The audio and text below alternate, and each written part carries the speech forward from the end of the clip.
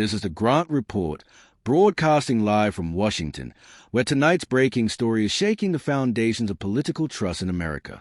The investigation we've been following for weeks has reached a boiling point, uncovering what may be one of the most reckless betrayals of federal law enforcement in modern times. It's the story of a city on the edge, a senator whose words no longer match his deeds, and a shocking cover-up that left federal agents fighting for their lives. Laura Grant opens the night with her trademark clarity and fire. They call it progress, she says, her tone sharp. But what we're seeing is sabotage of our laws, our safety, and the very people who defend our borders. The controversy began when a team of Federal Migration Bureau agents, America's frontline defenders against illegal trafficking, were ambushed on a mission in Lakeside City. 10 vehicles surrounded their convoy in a coordinated assault. Shots were fired. Officers barely escaped with their lives. The city's police dispatch, when contacted for help, refused to respond. The radio logs were chillingly clear. No units will respond to this call.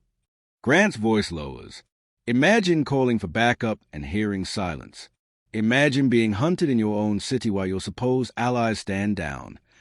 At first, city officials tried to spin the story. The police superintendent claimed no such order had been given. But internal communications obtained later told a different tale, messages confirming that officers were told to stay clear of the scene. In that moment, the truth became undeniable.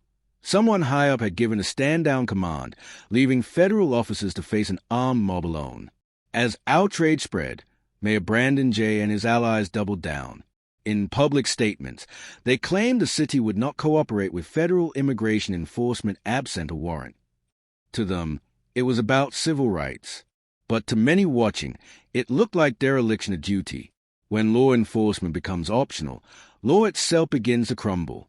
Grant turns toward the camera, eyes burning with disbelief. They said these were peaceful protesters, she says.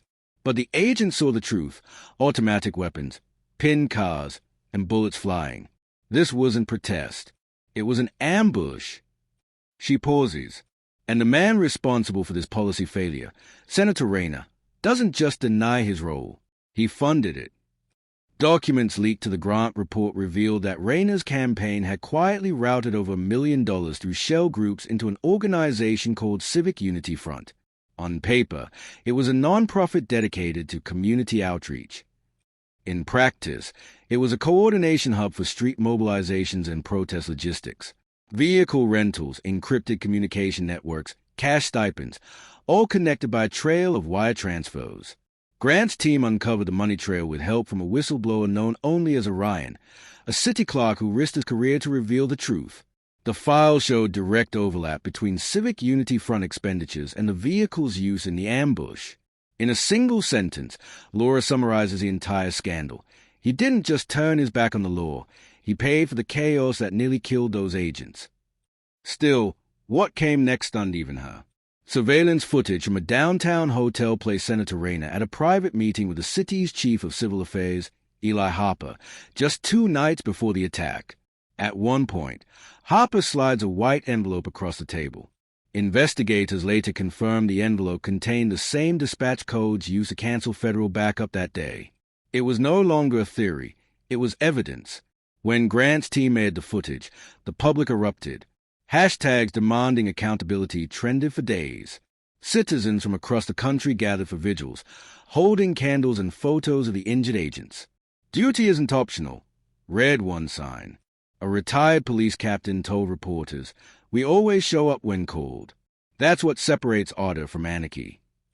Under pressure, Senator Rayner went on national television, insisting he was innocent. "I've always supported our officers," he declared. "This is political theater, nothing more." But the denial fell apart within hours. Security footage showed his own convoy in Lakeside on the night of the ambush, proof he had lied about being in Washington. The clip aired live. The 7 seconds of silence that followed ended his career. By dawn, political allies began distancing themselves. The Ethics Committee launched an immediate review.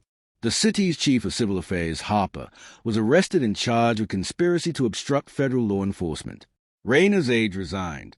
Then came another leak, a memo from his legislative assistant, warning him days earlier that withholding assistance from federal agents could be a crime. He ignored it. The fallout was historic. He thought no one would notice, Grant says during her next broadcast. But when you betray those who protect us, someone always notices. As the investigation widened, it exposed a pattern of deliberate obstruction between local power brokers and Rayner's office.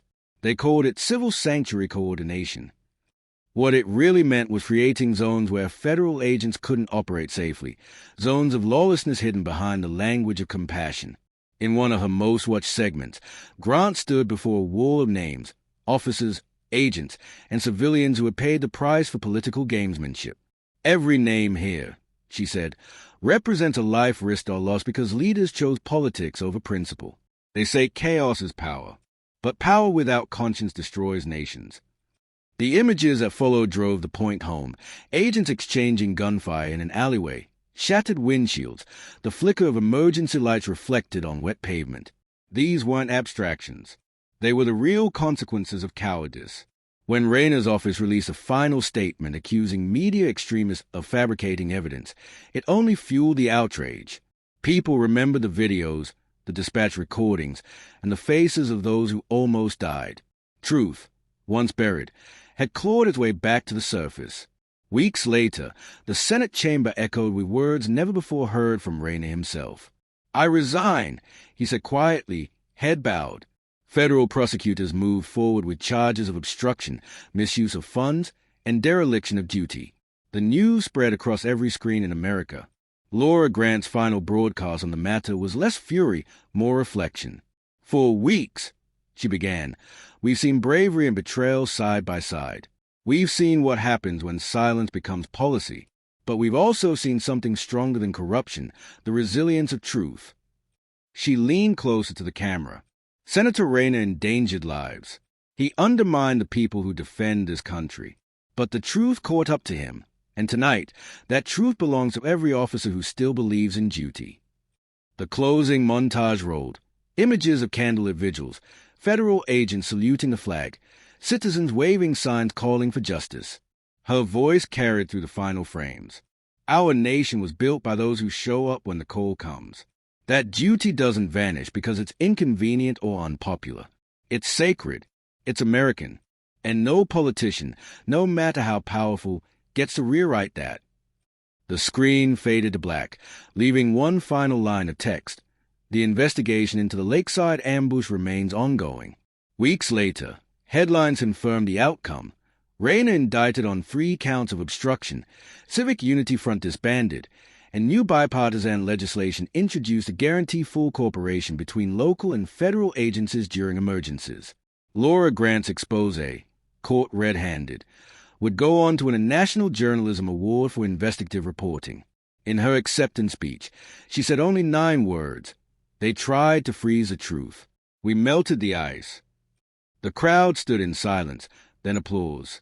Outside the studio that night, the American flag above the Lakeside precinct rippled in the wind.